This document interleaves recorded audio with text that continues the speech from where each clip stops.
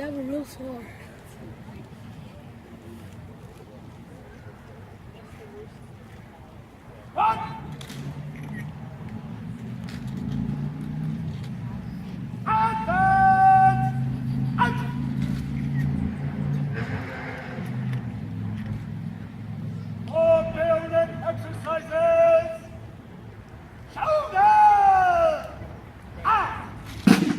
The troops demonstrate bayonet exercises from the Queen's Manual 1860.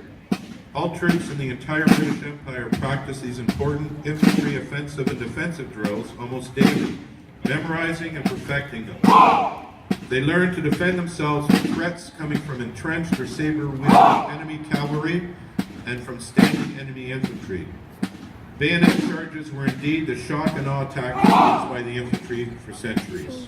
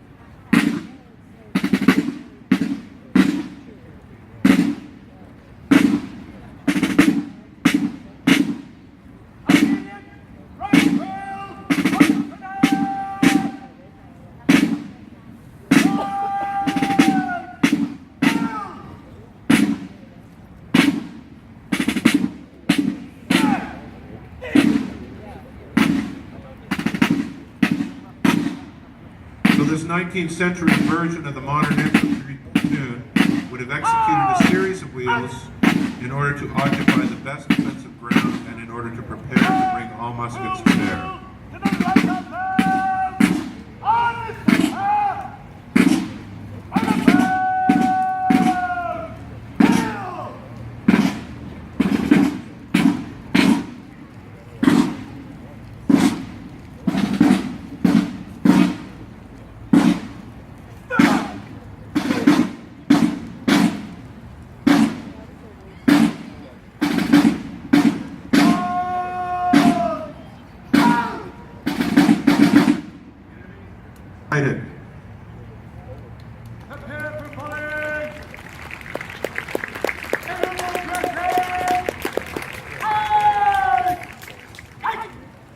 The troops dress out to allow room for loading and firing. This would be done by all 4 squads of each of the 10 companies.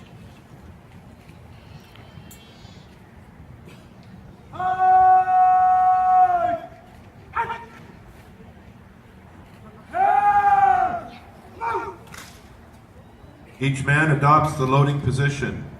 Demonstrating calmness under fire, they reach into their cartridge pouch for a paper cartridge and in disciplined movements, tear the cartridge with their teeth and pour the black powder into the muzzle. In the 1860s, they would ram the paper and a large bullet down the muzzle, but today it will only be a blank charge of only powder and paper. The rifles loaded, each man draws a percussion cap from his percussion pouch and carefully primes his rifle.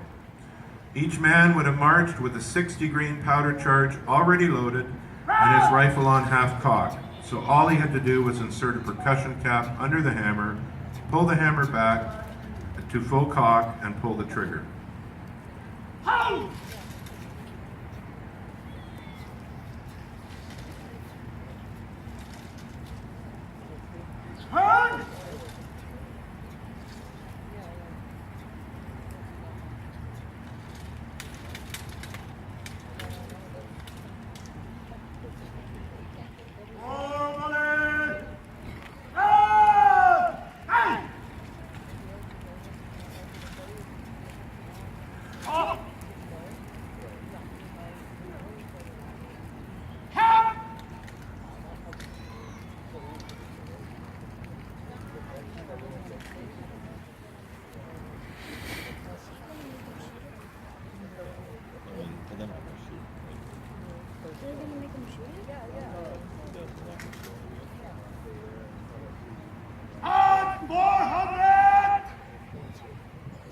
Each man adjusts his ladder sights to the given range. The minimum standard of musketry for the Empire's infantry was to load and fire 3 aimed shots, hitting a 12 by 24-inch target at 240 yards in a single minute.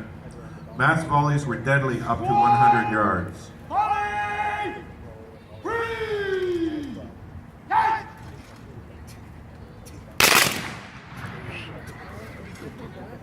Imagine hundreds or perhaps thousands of rifles unleashing .577 caliber mini balls larger than half an inch and traveling slower than modern bullets. These solid soft lead bullets fired by these Enfields inflicted terrible wounds that smashed bones and disfigured bodies. Old tactics were made obsolete by the power of these rifled muskets.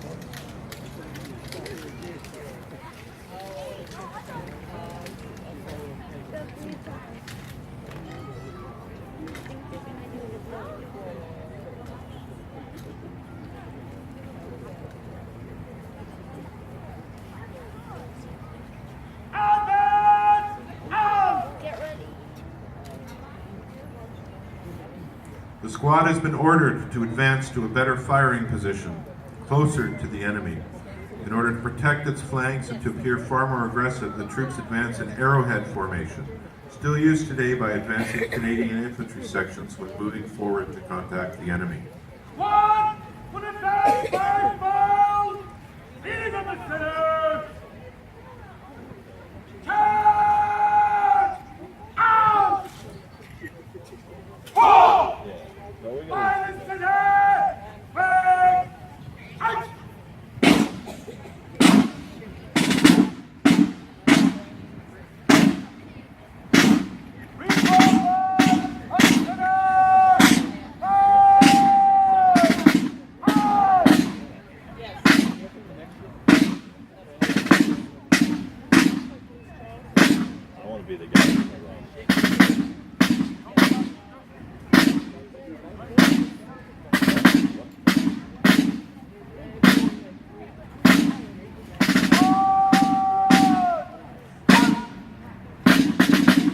The squad reestablishes itself in a firing position, aligned with the other squads in this company, and perhaps with other battalion companies. 25 numbers! On numbers! 3! That! Even numbers! 3! That! By squads or altogether as a company, the troops unleash 2 more punishing rank volleys and then immediately reload. To provide constant covering fire while other companies deploy into supporting positions or retire, and also in an effort to preserve ammunition while sustaining steady fire on the enemy, each man loads and fires in succession by files in a disciplined, steady cadence, often assisted by the company duty drummer. Commands given by officers were relayed by drum and bugle. Listen for the command to cease fire.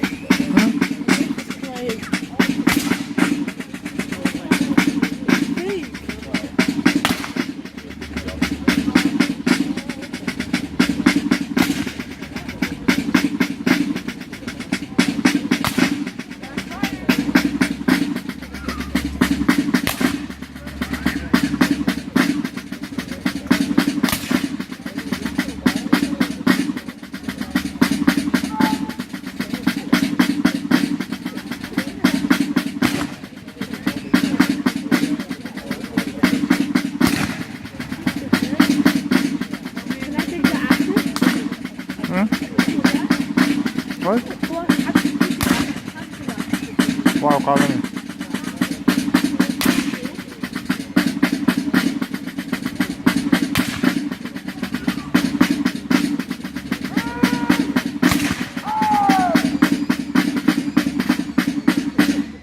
The troops stop firing and reload their rifles.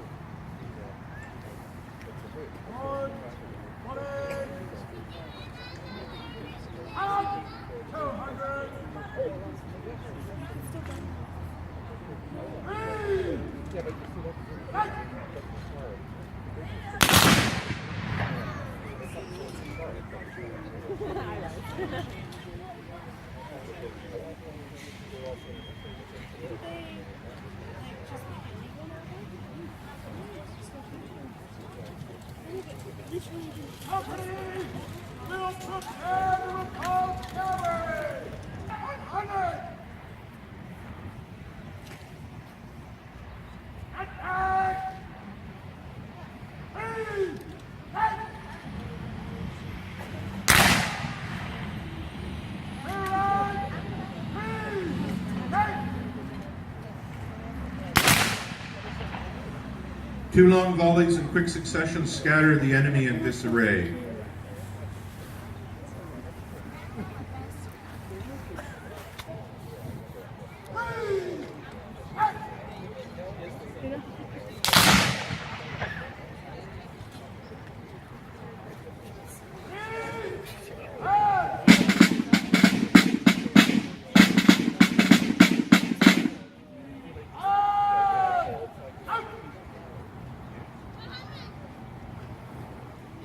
The guard removes the spent percussion cap and then fastens up both percussion and cartridge pouches.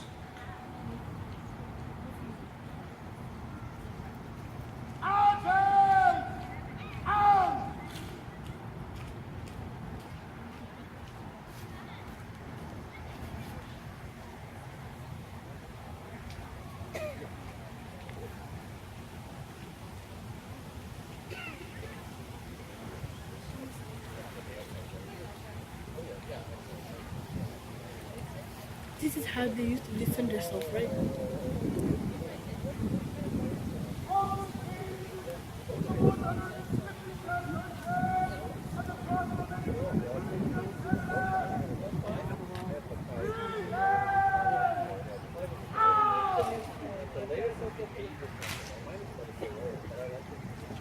The July 13th Battalion Ceremonial Guard pays compliments